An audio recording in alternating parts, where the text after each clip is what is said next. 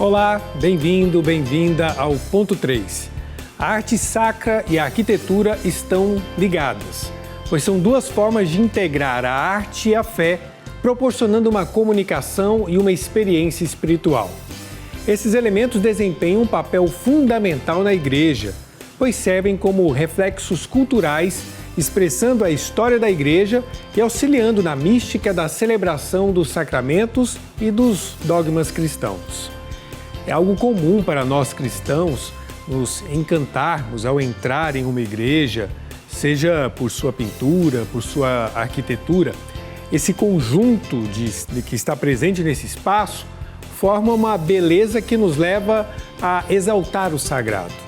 Por isso, no programa de hoje, a gente quer saber mais a respeito do caminho trilhado pela arte sacra, conversando com a arquitetura nesses espaços, nesses locais de celebração.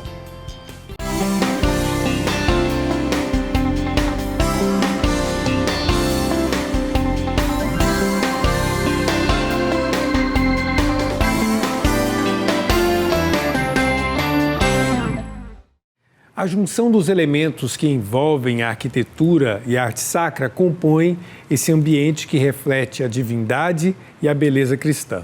E por isso as nossas convidadas vão nos ajudar a conhecer melhor esse assunto. Está conosco a assessora do setor Espaço Litúrgico da Comissão Episcopal Pastoral para a Liturgia da CNBB, a arquiteta e especialista em espaço litúrgico, com formação mestre em teologia, Raquel Schneider. Raquel, bem-vinda aqui à TV Pai Eterno ao Ponto 3. Muito obrigada, irmão Diego. É uma alegria estar nesse momento podendo refletir sobre esse conteúdo tão importante para todos nós. E obrigado pelo convite, também uma alegria estar com aqueles que nos assistem. Muito obrigado. E também está conosco a religiosa da Congregação das Pias Discípulas do Divino Mestre, membro do setor Espaço Litúrgico da CNBB, também arquiteta, especialista em espaço litúrgico, irmã Geide Gomes. Olá, irmã, bem-vinda aqui ao Ponto 3. Obrigada, irmão Diego. Obrigada a todos do Ponto 3. É uma alegria muito grande estar com vocês, com a Raquel, para refletir sobre esse tema tão importante para a vida da igreja. Irmã, começo com você. A arquitetura de uma igreja é diferente, e é diferente de uma igreja de um espaço celebrativo. É diferente por quê? A arquitetura de uma igreja, ela é diferente dos ambientes sociais. A gente, para esse ponto, a gente pode citar alguns autores estudiosos que falam o espaço é muito importante para a vida humana e os espaços eles são diferentes entre si. Por exemplo, nós temos espaços homogêneos, espaços heterogêneos. Os espaços homogêneos são espaços sem um centro orientador, como é o caso de um shopping, de um aeroporto, de uma rodoviária, onde a gente não tem uma definição ou uma identificação de um ponto que seja mais importante. Já uma igreja, ela está dentro da categoria de espaços heterogêneos, onde ela tem um centro orientador.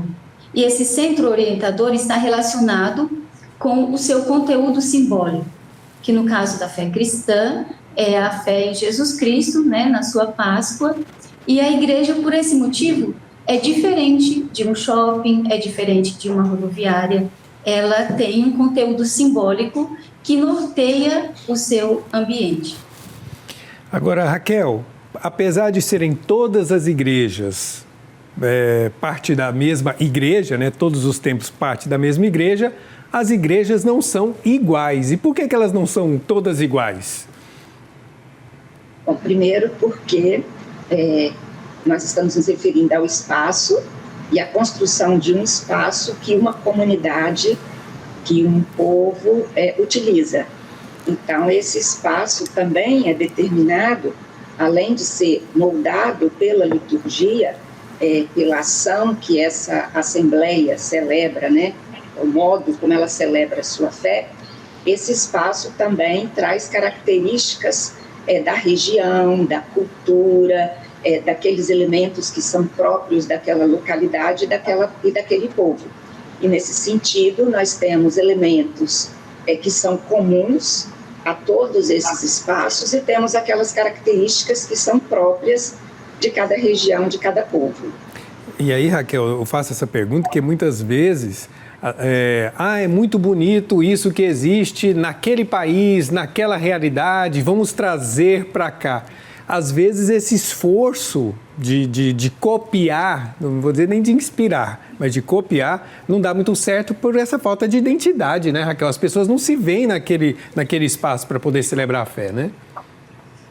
Exatamente. Na verdade, quando se pensa num espaço, seja no momento de construir, ou seja no momento de adequar o espaço que aquela comunidade já utiliza para celebrar os mistérios da sua fé, é preciso levar todos esses elementos em consideração.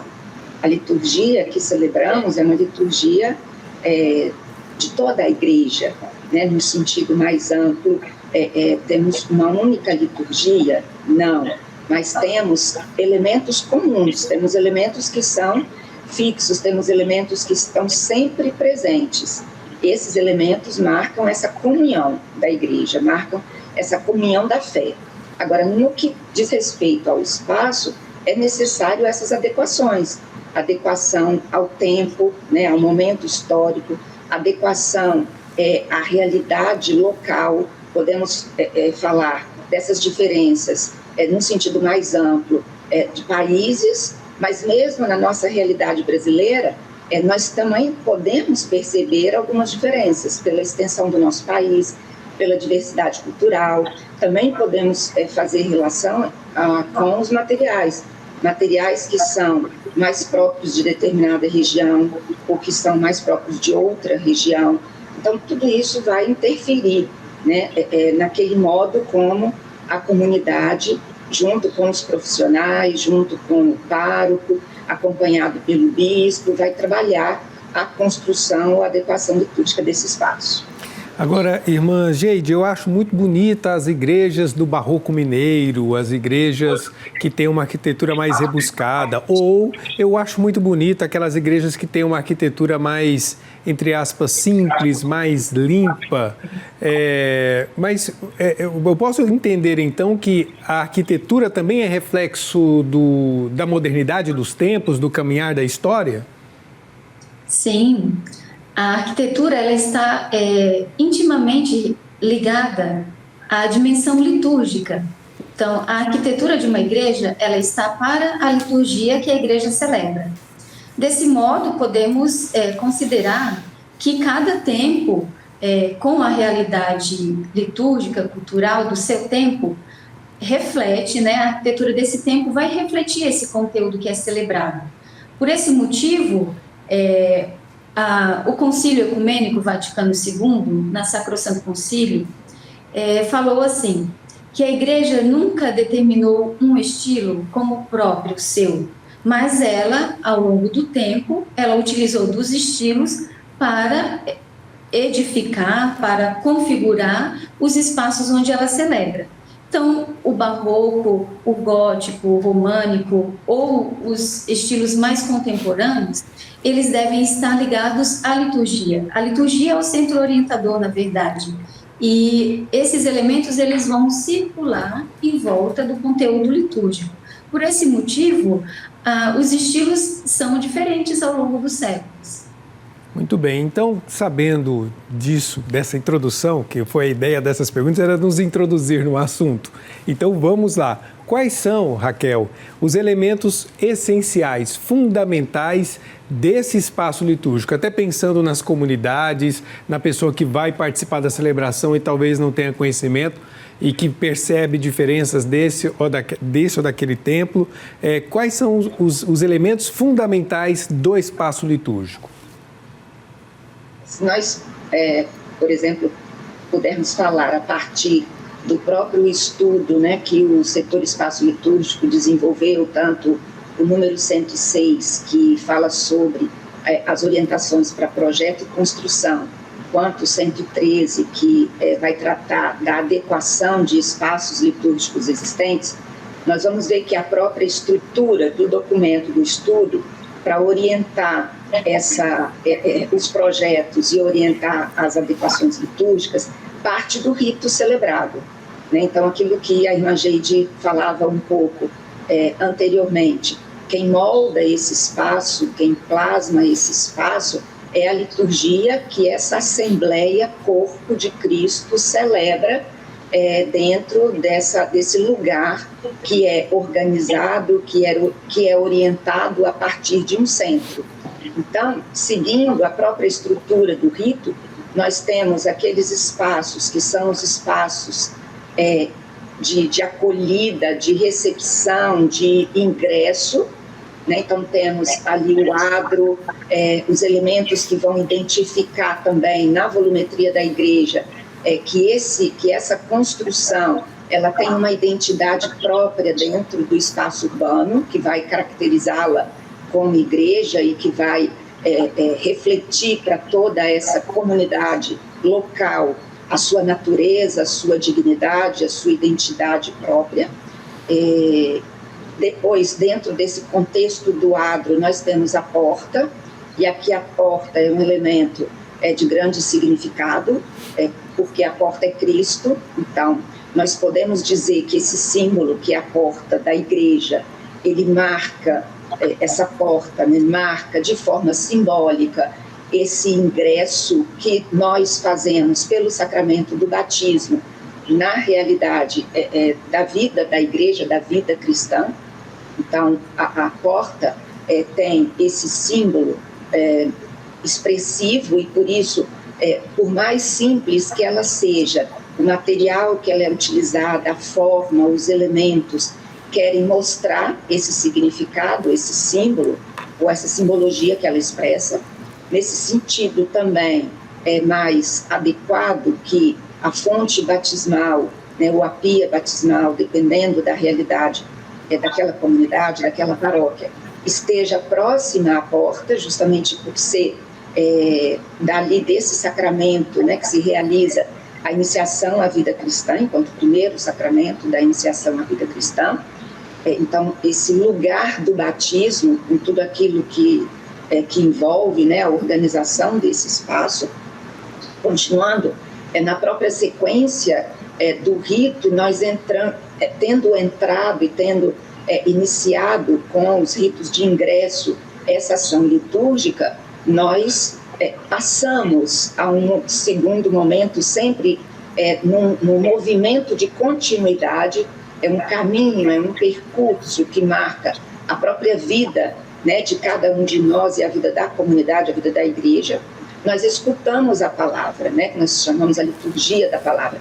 Escutamos, e por isso o ambão, a presença do ambão, não como uma mera estante, mas de fato como um monumento pascal, como um elemento sacramental que nos oferece esse lugar privilegiado da escuta da palavra, e que toda a Assembleia se volta para esse espaço e se volta com todo o seu corpo e com toda a sua atenção, né? Seja estando ele no centro desse espaço, mais lateralmente colocado, ou próximo, ou junto aos degraus, né, que acessam o presbitério e a zona do altar, para que, tendo escutado esta palavra proclamada deste lugar, deste ambão, a comunidade possa responder e continuar, né, nessa ação litúrgica para a ação eucarística, para a liturgia eucarística, que se realiza ali junto do altar. Então, o altar, a própria Sacrosanto vai nos dizer que ele é esse marco, esse elemento, esse monumento pascal, que marca aquilo que o próprio texto diz e que nós compreendemos como o centro, o cume, o ápice da nossa vida cristã, a Eucaristia.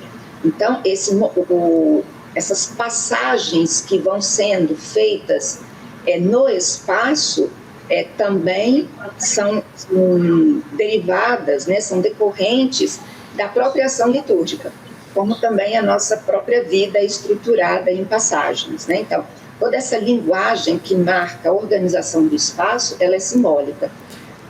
Ela vai nos dando essas referências de fazer passagens sempre em direção a esse centro orientador absoluto que para nós é o altar.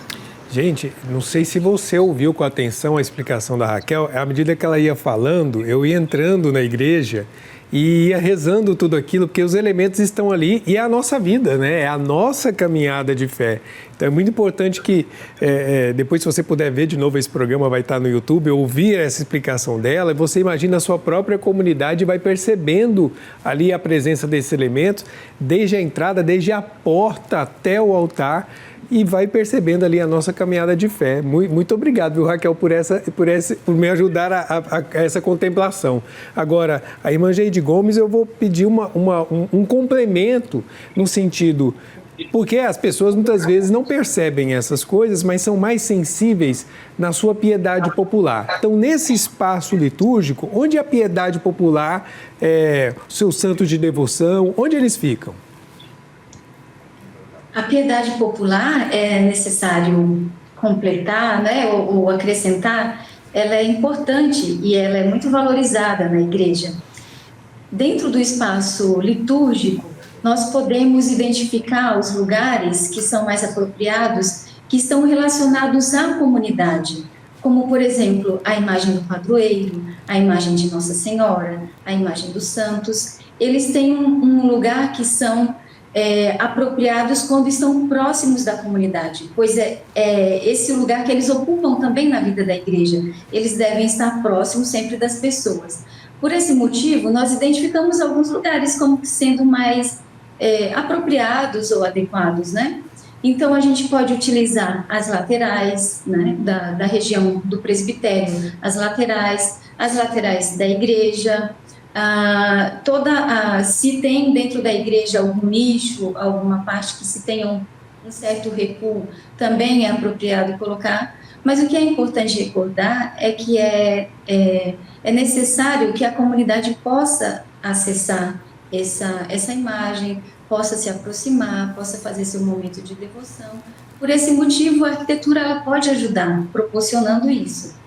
E lembrando que dentro do espaço celebrativo, aquilo que é central e principal da nossa fé, o ícone por excelência, é a imagem do Senhor Jesus.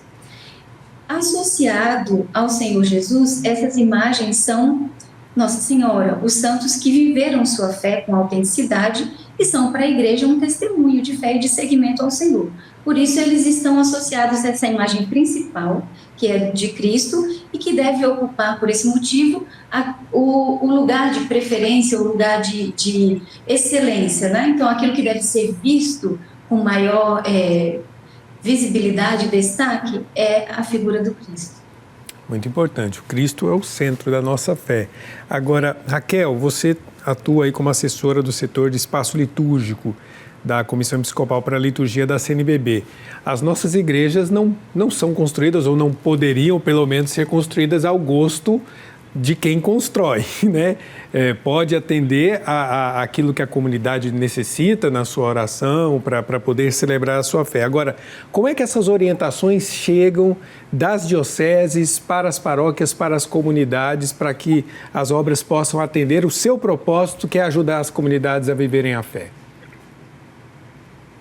Este é um grande desafio e é exatamente o trabalho do setor, junto com os regionais, que, por sua vez, vão levando esse conteúdo e essa possibilidade de formação para as dioceses e, consequentemente, para as paróquias. Então, de fato, um processo.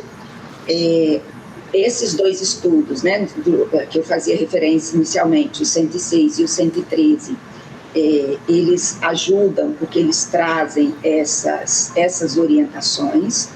Depois, o processo de formação, a gente insiste de que toda intervenção no espaço, seja para a construção de uma nova igreja, seja para um processo de adequação litúrgica de um espaço existente, é sempre uma ação pastoral. E dentro dessa dinâmica implica um processo de formação. É um processo de formação litúrgica, é um processo de formação do gosto, é um processo de formação e de leitura, proximidade ou aproximação com os textos, com as orações, com as introduções dos rituais dos sacramentos, por exemplo, do rito de dedicação da igreja e do altar. Então, o processo ele envolve, de fato, a necessidade da participação de todos, e essa participação envolve, por si também, um processo formativo. A construção ou a reforma de um espaço celebrativo é uma oportunidade preciosa de se estabelecer dentro da comunidade um processo de formação. E é justamente o processo de formação que vai ajudar a comunidade, a todos os envolvidos, né? Todos, ajudar a cada um desses que participam desse projeto, desse processo, a compreender que esse espaço, ele tem uma tipologia, ele tem um molde, ele traz um simbolismo, ele traz como pano de fundo da sua própria natureza um simbolismo muito, muito grande que precisa ser refletido, e que todos esses elementos, eles estão de uma certa forma, se podemos assim dizer, acima do meu gosto ou do gosto de um ou de outro. Mas é aquilo que a liturgia propõe, a partir da realidade local, com aquelas, né, características próprias, que esse espaço se torna adequado para manifestar a imagem dessa Assembleia reunida e o sinal dessa igreja que caminha para a eternidade. Então, nós ultrapassamos, nesse sentido, questões relacionadas, por exemplo, como questões relacionadas ao gosto. E é uma oportunidade de crescermos na experiência de fé e na vivência litúrgica. E é bom saber que temos pessoas especializadas nesse assunto, né?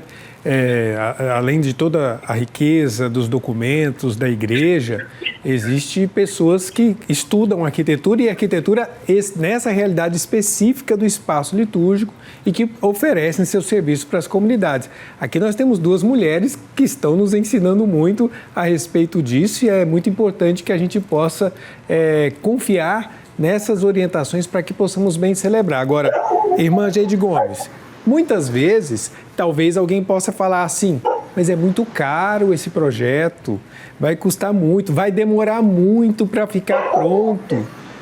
Como responder esse tipo de questionamento que muitas vezes é muito presente em obras de construção de igrejas, de espaços para as comunidades? Sim, é uma realidade muito comum, também um pouco pela falta do hábito de ter em mãos um projeto de arquitetura, né? Mas uma consideração, uma reflexão que pode nos ajudar é considerar que o projeto é um elemento muito importante que, primeiro, vai garantir a qualidade da construção, vai garantir que a construção seja pautada sobre os elementos essenciais da nossa fé, que vai ter uma beleza, que vai estar ligado com o que a igreja celebra, que tem essa sintonia com o espírito da liturgia. E depois, com relação aos custos, ao tempo, também nesse ponto, consideremos, com o projeto, nós temos a condição de enxergar todo o processo que nós vamos ter, e nós temos como planejar todos os pontos da obra. E pode acontecer, inclusive, na verdade, acontece que o projeto ele garante que a obra não tenha um custo tão alto, porque quando nós não temos um projeto de arquitetura, o que acontece com uma certa frequência é que a gente vai sem visibilidade e vai fazendo. Pode ser que em algum determinado momento se perceba que foi feita uma coisa que não seria exatamente assim. Então, se vai lá, se desmancha aquilo que foi feito e se refaz de uma nova forma. Isso acrescenta custos à obra. Então, a importância do projeto tem um alcance em todos os âmbitos, tanto na garantia de que a igreja vai receber um espaço que tenha o rosto da comunidade, e também que a gente consiga um planejamento, que as comunidades tenham um planejamento.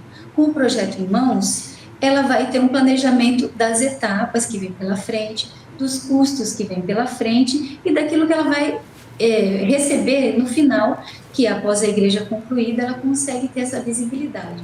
Então, o projeto, na verdade, ele até evita que a obra tenha um custo muito alto. Temos que planejar para fazer bem, porque fazemos também como expressão do nosso louvor a Deus. Nosso tempo está esgotado, eu preciso agradecer então a professora Raquel Schneider, do setor Espaço Litúrgico da Comissão Episcopal para a Liturgia da CNBB. Obrigado pela participação, sempre bem-vinda aqui na TV Pai Eterno.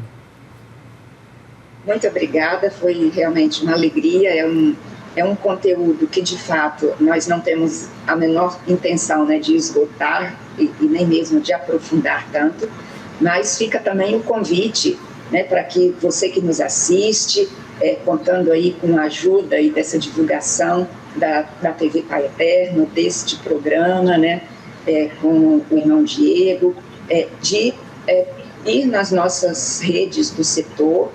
Nós temos feito lives, esse ano fizemos 5 lives, que nos ajudam a refletir. Muitas comunidades estão fazendo encontros para assistir, para estudar, a partir desse conteúdo que está sendo passado nas lives.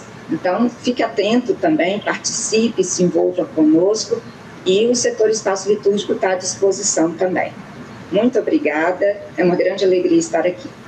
Obrigado. E obrigado também à irmã Geide Gomes, arquiteta especialista em espaço litúrgico. Muito obrigado pela participação. Muito obrigada, irmão Diego. Muito obrigada a todos do Ponto 3. Reforço o convite da Raquel de participarem das nossas lives, de frequentarem as nossas mídias, também o Encontro Nacional de Arquitetura e Arte Sacra, que o setor de espaço litúrgico da CNBB promove com todo carinho e com toda a atenção de fornecer para as comunidades esses conteúdos que nos ajudam, né, a edificar a nossa fé cada vez mais também pela beleza. Muito obrigado. E obrigado a você que nos acompanhou. Boa noite.